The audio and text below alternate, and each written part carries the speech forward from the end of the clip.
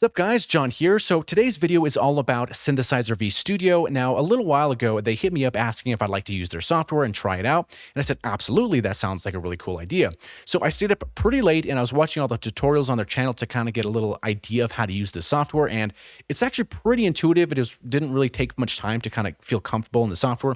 But basically, this is how I generated all the vocals from one of my recent tracks called Darkened World. So let's hop over here to Bitwig and let's kind of dive in a little bit behind the curtain and kind of see what this looks like. So the first vocal is going to be Kevin. He comes in on bar 25. We're going to have 2 bars of pre-roll. And down here is going to be both of these instances, right? Because it is a Kevin vocal, a male vocal, and then we have a female vocal, Natalie. And they're kind of both playing together. It's kind of like a duet kind of thing. So on the right-hand side, we're going to see Kevin, and on the left-hand side is going to be Natalie. So let's check it out and see how this sounds. Oh, how I see this life.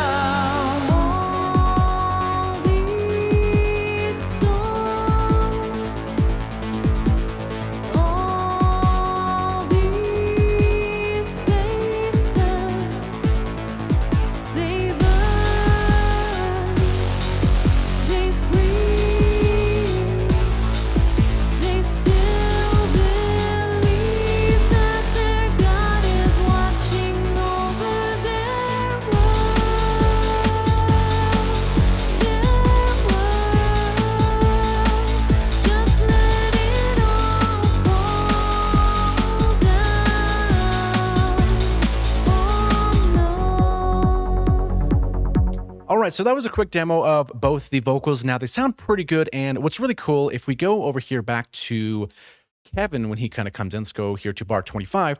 So once I press play here, we can see that it starts coming in. Let's actually blow the screen up just a little bit so we can actually see this software a little bit better.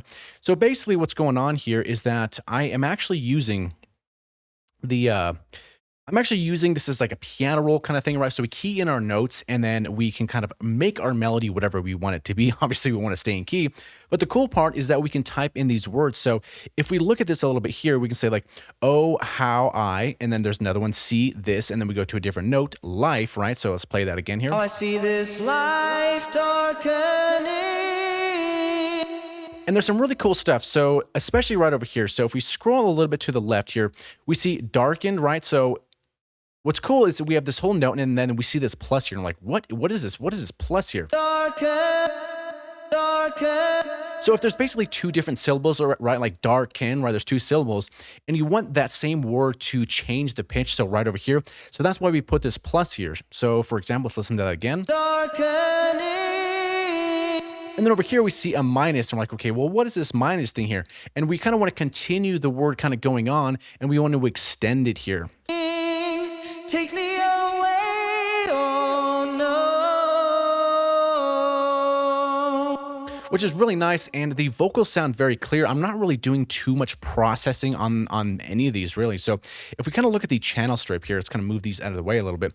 So if you look at Kevin, so basically what we have here is a little bit of an EQ, and then we have a compressor, and then we have a little bit of distortion because I wanted to get a little bit more of that kind of saturation on his vocal.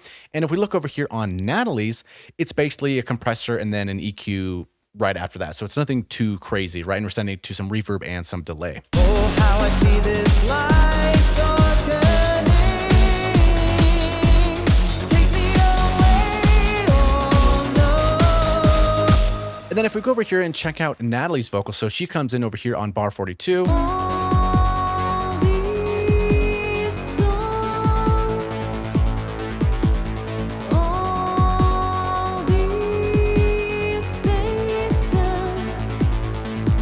And what I really like about this too, it sounds very almost authentic. Like you can almost feel the emotion, especially when she says all these faces on face sets. You can almost feel this kind of, this almost sadness or this kind of just authenticity to it.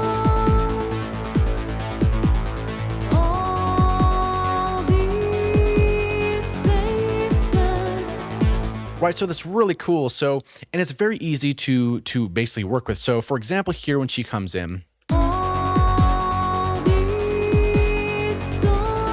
so all these souls, right? So if we want to change these lyrics to like all these people, for example, we can just double click here. We can type in people and press enter. And then it takes a quick second to kind of rerun it through its algorithm. And then we have, let's go here.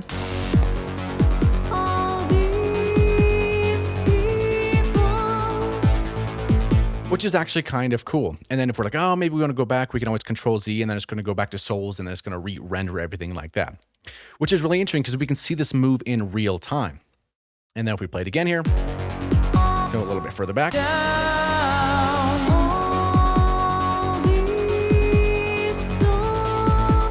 And what's also nice too is you can get a little bit more realism with some breaths, right? So if you're looking at this here and say, what is this BR, right? So you can add a breath and you can specify how long that's going to be. So if we soloed up her vocal here and took a listen to this here, maybe go on 40 or something like that. And here's where the breath is going to come in. Right, so it's pretty interesting. So let's say we're like, okay, maybe we don't want such a long breath. We can maybe go something like a little bit shorter and then move this a little bit closer. And then once we do some edits or something movement like that, we have to wait a second till it goes through this whole process and kind of recalculates. And then now let's take a listen to that again. So we have a much quicker breath. And let's say, for example, we want to go a little bit longer. So maybe you can go something like this here and then just extend this kind of long like that. And then so this is going to take a little second here to re-render. And we can always see the waveform here. So once this kind of passes through, kind of like that here, we can see that it's going to be finished there. So let's take a listen to that again.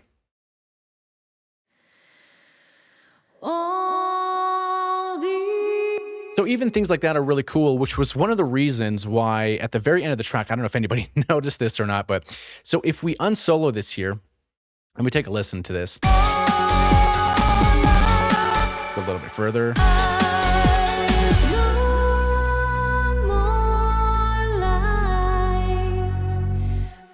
I snuck in a little breath at the end there, right? Get a little bit more of that emotion out there. Lies, there's kind of like a exhaustion, kind of, kind of putting that realism out there, which is really nice. But yeah, over everything, I would say this is pretty cool. It's very intuitive to use. It took maybe a day to kind of feel comfortable in it. And there's a lot of interesting stuff too as well. So for example, if I were going to open up this window, right, we see this default take for Natalie. Now what we can do is we can say generate take here, and basically we can kind of start making more takes. So take 1, take 2, we can take 3, and we can basically decide how much expression that this vocal is going to have. And maybe we say like take 2, for example, let's take the expression down to like 21 or something like that. And once we do that, then it's going to start running this through the whole algorithm again and giving you a little bit different version of that vocal.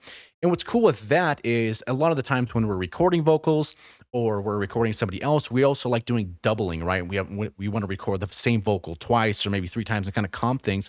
And with this feature, you can actually do that, right? You can generate a few different takes and kind of stack them and edit them how you would like to.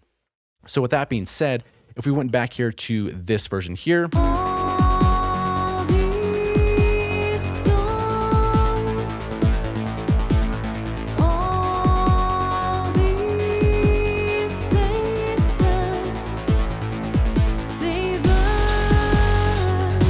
so we have something kind of like that. Maybe take the expressiveness all the way down here and then let this run through the algorithm again. Because sometimes we don't want things so expressive, or sometimes we want a little bit more calm down on maybe a lower, quieter part of the track. It really depends on what we're working on. We can do that.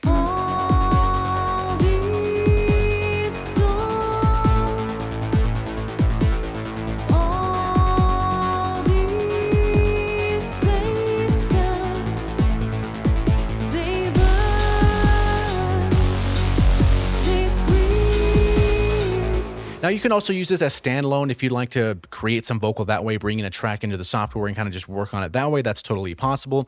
We can have multiple vocals in here.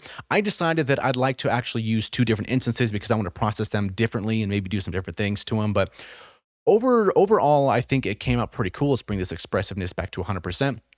And the more I've experimented with this software, the more I'm like, what else can I do with this, right? What more different inflections can I make? And you can do adjust the vibrato, you can adjust volume. There's a lot of different things that you can adjust, which on their channel, they have a lot of tutorials to kind of go through all those different processes. And I didn't have any crashes. It was actually pretty smooth. And oddly enough, it sounds so realistic, which is kind of mind blowing, which is one of the reasons I was like, yeah, I'd like to try this out, because there's been a lot of times where I've like tried to sing a vocal on something. I'm like, I'm not a singer. So, you have to, you have to know your limitations somewhat. And then you go maybe on like Splice, or maybe just search the internet for some vocals that you can hopefully put in your track, maybe find the right key for it. It might work, it might not. And then you're like, okay, well, this vocal sounds cool, but it's not really singing the words I want it to. And that's kind of what's cool here, where you can just type in the lyrics that you want, pick the notes that you want, pick the inflections, how you want those notes to go into each other. If you're doing like a vocal run and you want it to stay on the same word, then you put the word there, and then like the other notes, you just put a minus, and it kind of just keeps that there. Or if the word has multiple syllables, then you put a plus there, and it would do the next syllable where that next plus is on the piano roll, which is really nice. And even if we just soloed her vocal on stuff like this, right? So let's go like 46. All these faces, they burn, they scream, they still believe that their God is watching over their world.